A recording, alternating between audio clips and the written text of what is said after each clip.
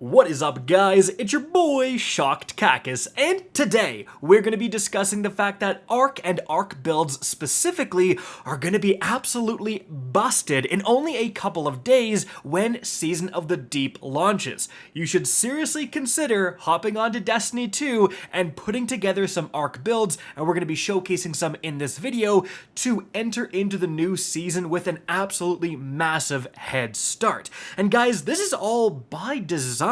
Every season, Bungie features a few select elements, and they pump up the power of those elements with artifact perks. I think you could definitely argue that in Season of Defiance, right, Void was busted. I mean, the fact that you could pick up an Orb of Power and instantly get volatile rounds for your Void weapons, and then if you got kills with those Void weapons, you got heavy ammo generated from you. It was so insane that people who were running like Solar and Strand builds were still using Void weapons to get those benefits. So again, next season, they seem to be doing the same thing with Arc. Let's go over the new seasonal artifact perks that will affect Arc builds.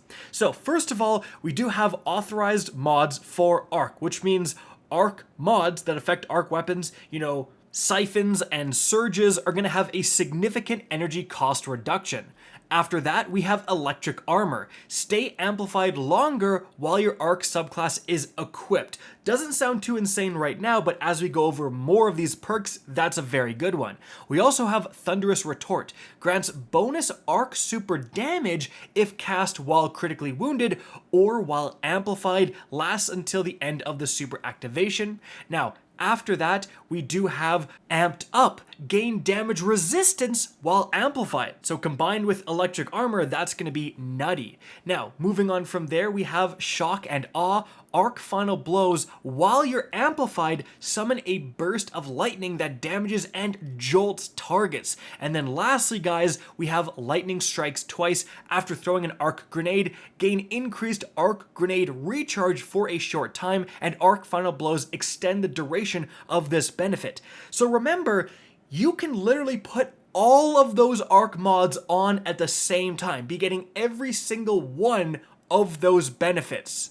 So let's go over a build for each different class that you can put together to gain insane benefits from those mods. First of all, for the Titan, we're going to be a Striker. Now, normally you would go with Thunder Crash, however, Fists of Havoc, as you can see, is getting a significant buff next season, so it's probably worth trying out.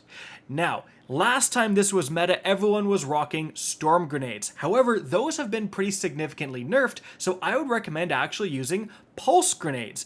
They're still pretty darn good, especially when you're obviously running Touch of Thunder to make your Arc Grenades insane.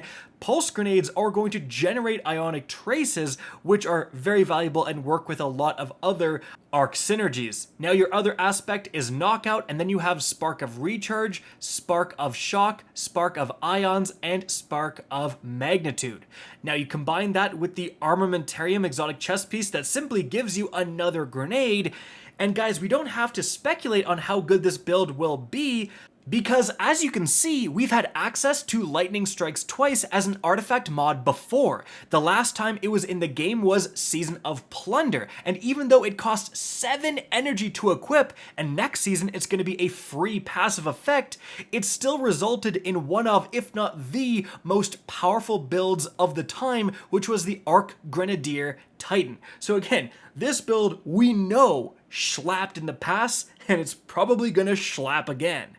But guys, moving on from there, let's talk about the Warlock. And first of all, when it comes to your selection of a super, you actually have multiple buffs affecting this decision. Storm Trance, as you can see, is getting a pretty significant buff, but Chaos Reach is also getting a pretty significant buff, so it's really up to you. I'm going with Storm Trance for synergies that you'll see in a sec. Now after that, I've got Electrostatic Mind as well as Arc Soul as my aspects, and the fragments are Spark of Resistance, Spark of Shock, Spark of Discharge, and Spark of Magnitude. You don't have to follow these to the T, they're just initial suggestions. And I'm pairing that with the Crown of Tempests. Now, Xur actually sold an absolutely juiced 70 stat Crown of Tempests, right? Like, I definitely made a video on that, so I'm sure a lot of you guys actually do have that, so it's a great starting point for a build.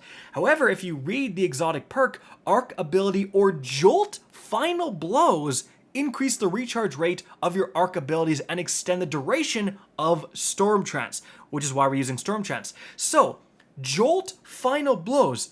Remember, there's a seasonal artifact perk that will cause arc weapon kills to just jolt targets. That's going to be absolutely insane. Like right now, you'd use something with Volt Shot like this Aikilos to trigger that synergy. But potentially next season, if you're relying on that seasonal artifact perk to jolt everything, you could use a completely different, arc weapon and really benefit from that with the Crown of Tempests. Now, that's going to result in you having an insane amount of arc abilities at your disposal, which obviously has just even more insane synergies. This is going to allow you to spam your melee, your grenade, your class ability, which remember benefits from Arc Soul that got a lot of buffs somewhat recently, and you are really going to be slapping with this build. You're going to have a lot of things activating and recharging all at once just by playing the game. However, guys, last but certainly not least, we have Hunters. And for this one, we're going a little bit of a more specific direction, but it's a build that's already very good right now. And that is the Arcstrider melee build. So as for the super, we're going with Gathering Storm because it's just so good. Now after that, you really do want Gambler's Dodge and Combination Blow. Then you want Flow State and Lethal Current as your aspects, and then Spark of Resistance, Spark of Ions, Spark of Recharge, and Spark of Feedback. Now, after that, you really want the Assassin's Cowl exotic helmet. This is going to make powered melee final blows grant invisibility and restore a portion of health and shields. Finishers and final blows against more powerful targets increase the duration of invisibility. So, as you can see from the gameplay, the result is as long as you're getting melee kills, and with Combination Blow, remember, like every single kill after you trigger that initial Combination Blow timer is going to count as a powered melee, and you'll just chain invisibility over and over and over again on every single target you kill.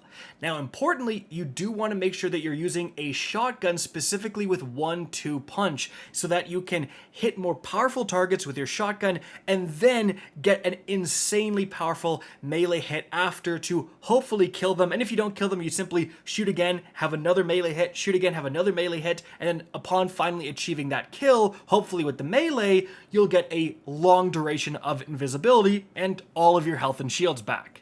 Now, this build specifically is really going to benefit from the upcoming seasonal artifact perk that gives you damage resistance, right? Like, that for a melee build is huge, right? You have a lot of survivability thanks to the invisibility and the healing, but as you know from playing a melee build, if you ever have in the past, things can get a little dicey if something goes wrong. So again, that extra degree of resistance, that survivability, and letting you survive long enough to start that chain really can make all the difference in the world. And so guys, there you have it, 3 builds to rock heading into Season of the Deep. Let me know in the comment section if there's another Arc build that you are personally excited for. Like, I'd love to see them. I hope you enjoyed this video and found this informative. If you did, please remember to help me out by simply rating and especially sharing this video. If you guys want to see more Destiny 2 content similar to this, don't be afraid to slap that subscribe button. If you want to get in touch with me and keep up to date with the latest channel activity, the best way is to follow me on Twitter at RickCacus. That is linked in the description down below. Again, I hope you enjoyed the video, and as always, have a good day.